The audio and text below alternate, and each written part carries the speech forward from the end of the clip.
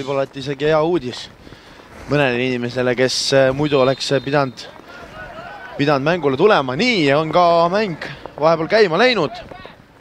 Väike mini-derbi siis siin saab siit nüüd Flora tulla. Läheb see pall alla ka, kas nüüd tuleb esimene ja tuleb esimene ära. Flora läheb seda kohtumist 1-0 juhtima ja Ustritski on see mees, kes oma värava kirja saab Levadia vastu justkui täielikult vastu mängukäiku. See hetkel tuli. Levadia tundus, et on aja küsimus, kui Levadia. Läheb see pall nüüd siin alla ja see klaaritakse ka siit ära ja siit tuleb teine. Ja siit tuleb teine.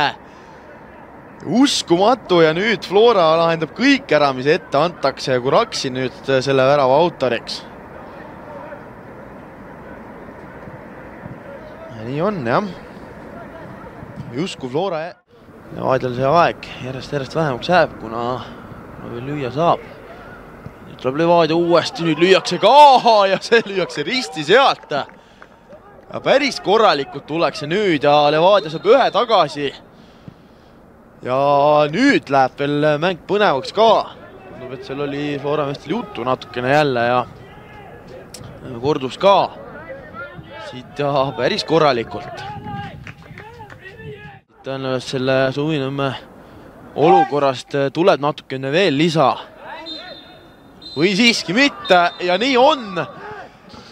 Kohtumine lõppenud 2-1 Flora esimese poolaja väravates. Manitšev lõi veel 79. minutil ühe värava tagasi ja ka sellest täna